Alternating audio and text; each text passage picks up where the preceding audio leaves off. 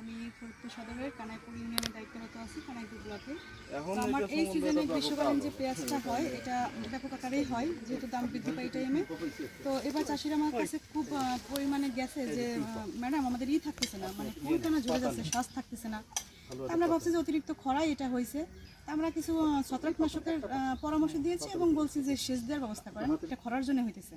তো গতকালকে আমাদের অতিরিক্ত পরিচালক স্যার, তারপর উপপরিচালক স্যার এবং আমাদের এলইডি ক্রপ স্যার আসছে, আমাদের কৃষক অফিসার সবাই এসে বলতেছে যে মরিচের একটা পোকা আছে, আমরা দেখবো আজকে।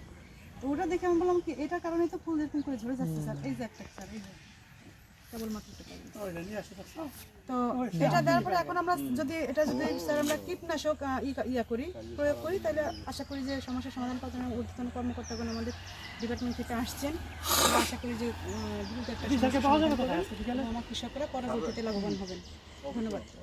মাথায় এরকম যেহেতু আমাদের ওই সমস্যার সময় আমাদের সব চাষিরাই এসে বেশিরভাগই বলছে যে ঝরে যাচ্ছে, থাকতেছে না, ওষুধ দিচ্ছি, কাজ হচ্ছে না। তাহলে পরে আশা করি যে এগুলোই, এবং আমরা আরও ঘুরে ঘুরে দেখবো যে আমাদের অন্যান্য মাটির কী পরিস্থিতি। ধন্যবাদ। আমি ফরিদপুর সদরের কানাইপুর ইউনিয়নের দায়িত্বরত আছি কানাইপুর ব্লকে। তো আমার এই সিজনে গ্রীষ্মকালীন যে পেঁয়াজটা হয় এটা ব্যাপক আকারেই হয়, যেহেতু দাম বৃদ্ধি পায় এই টাইমে। তো এবার চাষিরা আমার কাছে খুব পরিমাণে গেছে যে ম্যাডাম আমাদের থাকতেছে না, মানে ফুলটা না ঝরে যাচ্ছে, শ্বাস থাকতেছে না। আমরা ভাবছি যে অতিরিক্ত খরাই এটা হয়েছে। আমরা কিছু ছত্রাকনাশকের পরামর্শ দিয়েছি এবং বলছি যে সেচ দেওয়ার ব্যবস্থা করেন, এটা খরার জন্য হইতেছে। তো গতকালকে আমাদের অতিরিক্ত পরিচালক স্যার, তারপর উপপরিচালক স্যার এবং আমাদের এলইডি ক্রপ স্যার আসছে, আমাদের কৃষক অফিসার সবাই এসে বলতেছে যে মরিচের একটা পোকা আছে, আমরা দেখবো আজকে।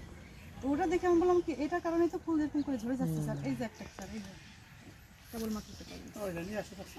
তো এটা দেওয়ার পরে এখন আমরা যদি স্যার আমরা কীটনাশক প্রয়োগ করি, তাহলে আশা করি যে সমস্যার সমাধান করার জন্য ঊর্ধ্বতন কর্মকর্তাগণ আমাদের ডিপার্টমেন্ট থেকে আসছেন।